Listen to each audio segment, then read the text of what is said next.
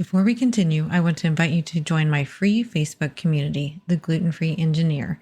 It's a space where you can connect with others living gluten-free, ask questions, swap tips and recipes, and get support from people who truly get it.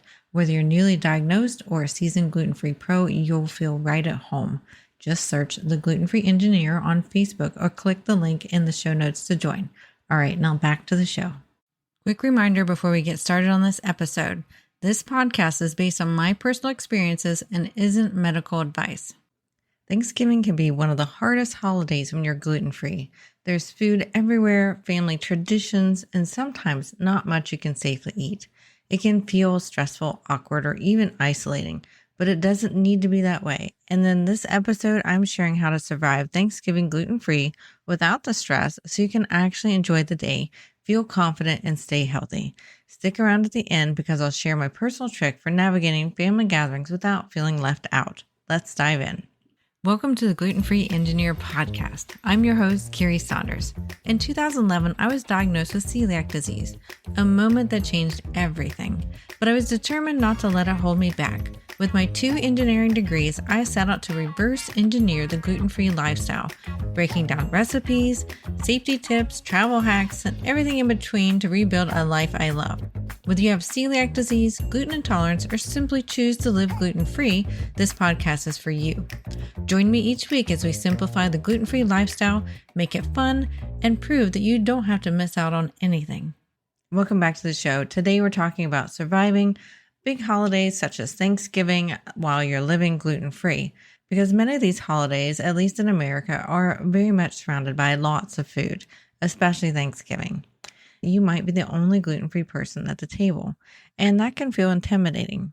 I know when I was first diagnosed with celiac and first gluten-free, I was the only one at the table, and it was really weird and really awkward.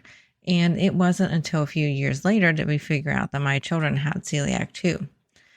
And interesting thing is, this is as of this recording, 2025, and I was diagnosed in 2011. Now, one side of my family is starting to approach about half of the people have celiac over there. So it's getting to be a little bit of an interesting transition here as more and more people in my family are finding out they have celiac.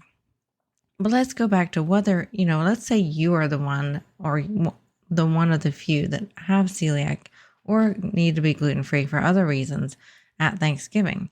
And the hardest part sometimes is not just the food. It's also the emotions tied to tradition and belonging. And I find that is really what can make emotions pretty hard when we're at a Thanksgiving or family gathering or anything similar. It's just those emotions tied to that tradition and feeling left out. And you feel like sometimes you don't have anything to eat or you risk getting sick if you do try to eat something.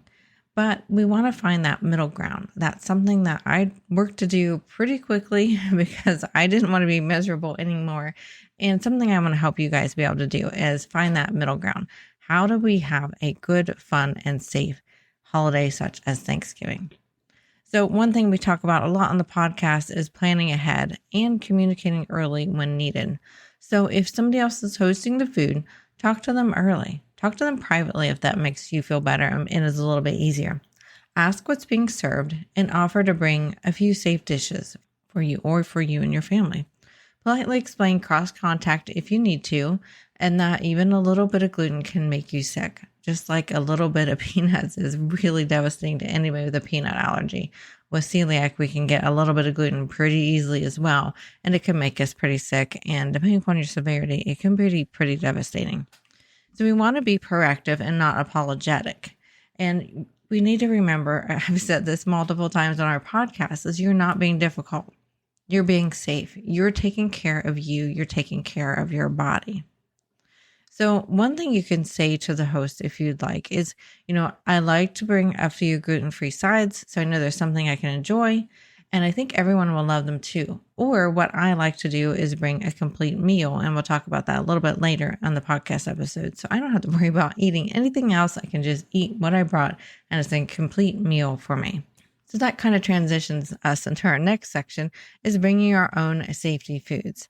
And I always bring this one particular food. It's my children's favorite. It's my chicken curry casserole.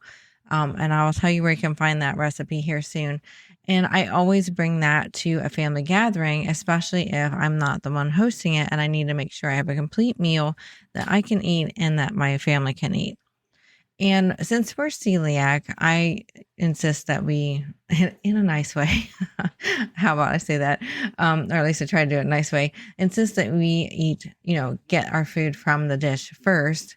And then, everybody else is welcome to get it. That way I don't have to worry about cross contact for us if we're getting our food from our dish first. You can also, if you don't want to bring a whole complete meal, you can consider packing a small plate of, say, food from home, just in case you don't feel comfortable eating there. You can also use like disposable divided containers or small insulated bags if you're traveling pretty far. That can be a really great tip.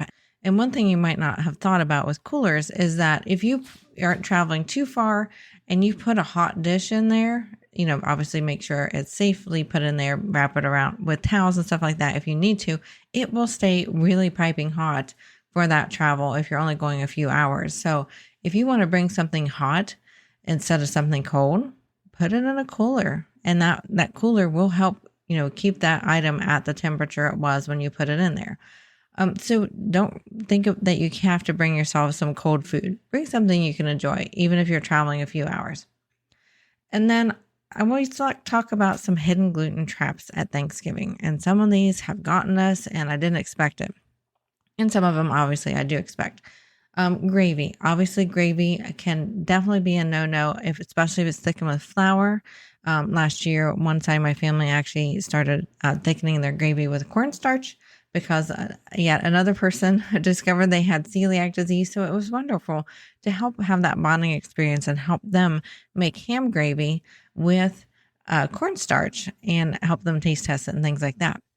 Now, another thing that they can really get you that you may not think about is stuffing inside the turkey.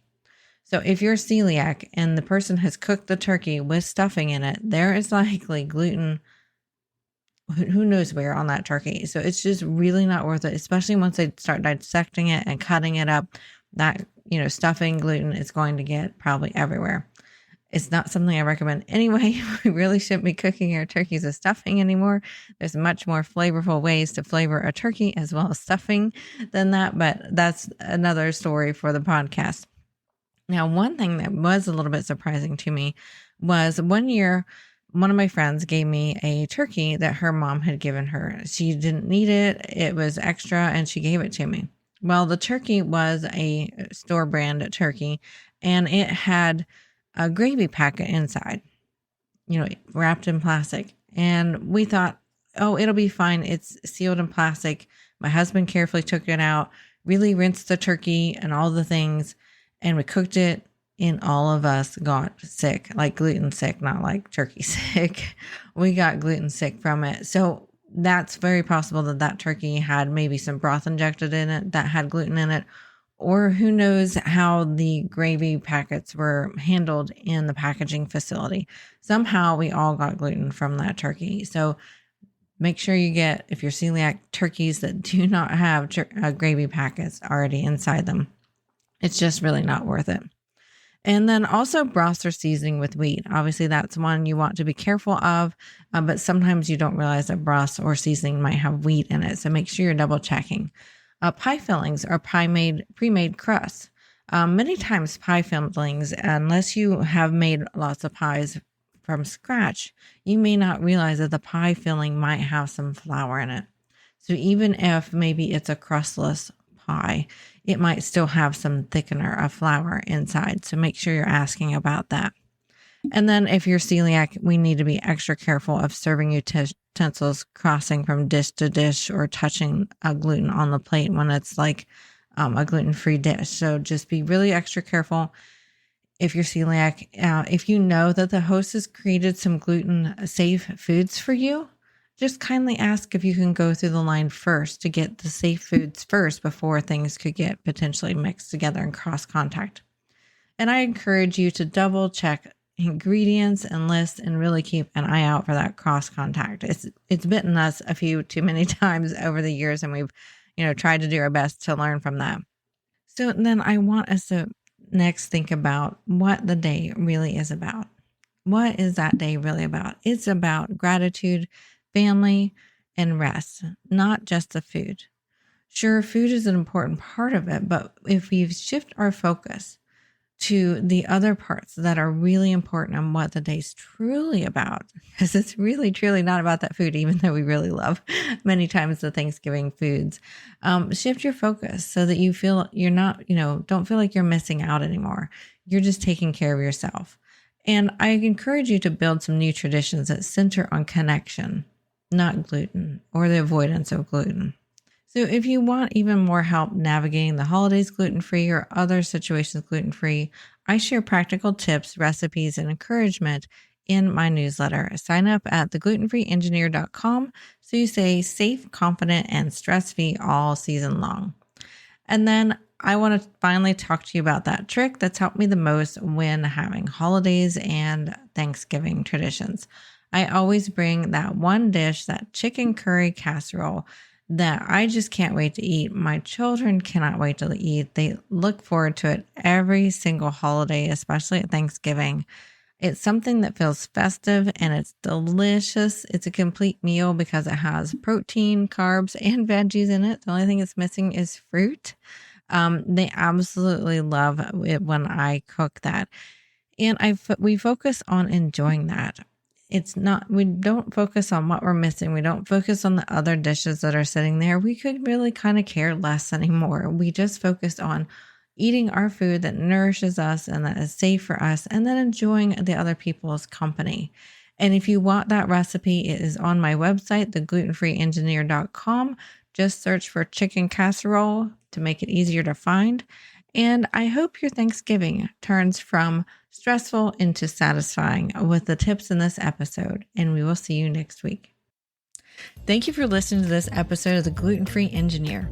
If you found value in this story, please share it with someone who might need encouragement on their own gluten-free journey. For more tips, recipes, resources, and even links to my YouTube channel, head on over to theglutenfreeengineer.com. It's your one-stop hub to make gluten-free living simple, fun, and full of flavor. And don't forget to subscribe so you never miss out on an episode. And we will see you next week. The Gluten-Free Engineer podcast is for informational and entertainment purposes only. I share my personal experiences and stories about living with celiac disease and navigating a gluten-free lifestyle. This podcast does not provide medical advice. Always consult with a qualified healthcare professional for medical questions, concerns, or advice specific to your health. Before we continue, I'd like to introduce you to a service that I really love, the Dinner Daily. It's a meal planning service that makes gluten-free life so much easier, especially for busy families. Each week, you'll get a meal plan with a grocery list that's customized to your local grocery store sales, helping you save time and money. You can fully tailor your plan to fit needs and select other food sensitivities and food preferences, and you'll still get one simple menu the whole family can enjoy. And right now, you can get 20% off a full year membership at less than $4 a month with code GFE at thedinnerdaily.com. No more what's for dinner stress, just simple family-friendly meals made for the way you eat. Now back to the show.